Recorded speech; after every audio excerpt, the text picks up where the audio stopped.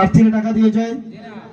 আমার দেবিদ্বার আমি ভাবতেছি এখন ডেইলি 10-11টা করে প্রোগ্রাম করি, আমি ভাবতেছি সংখ্যাটা যদি একটু বাড়ানো যায় তাহলে আমারই লাভ। যত বেশি প্রোগ্রাম তত বেশি টাকা, লাভ না? এটা তো ভাই বিশাল। আমি তো দেখলাম নির্বাচন শুধু 5 বছরে একবার না, বছরের একবার করে হওয়া উচিত। তো ভালোই টাকা পয়সা দেয়, বিশাল টাকা পয়সা।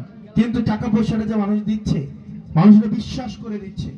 একটা লোক একটু আগে কুমিল্লা থেকে আসছে, এখানে আছে কিনা এখনই আছে? কই উনি? কই কই উনি? উনি আমার জন্য 2টা বান্ডেল টাকা আনছে, ওনার দোকানের টাকা উনি। এবং উনি এই লেখাটা লিখে নিয়ে আসছে। এই লেখাটা হচ্ছে, আসসালামু আলাইকুম আব্দুল্লাহ, দুনিয়ার লোভ যেন তোমাকে পেয়ে না বসে। দোয়া করি জাতিকে শিক্ষিত করো, হাতে কর্ম দাও, চাঁদাবাজি সহ সবই বন্ধ হয়ে যাবে।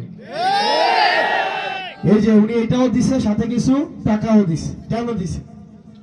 উনার আস্থা, উনার বিশ্বাস হচ্ছে রাজনীতি করতে পয়সা লাগে, পয়সা জনগণ দিব। জনগণের রাজনীতির টাকা কে দিবে? জনগণের রাজনীতির টাকা কে দিবেন না? দায়িত্ব আপনারা সবাই মিলে নেবেন। তাহলে সবার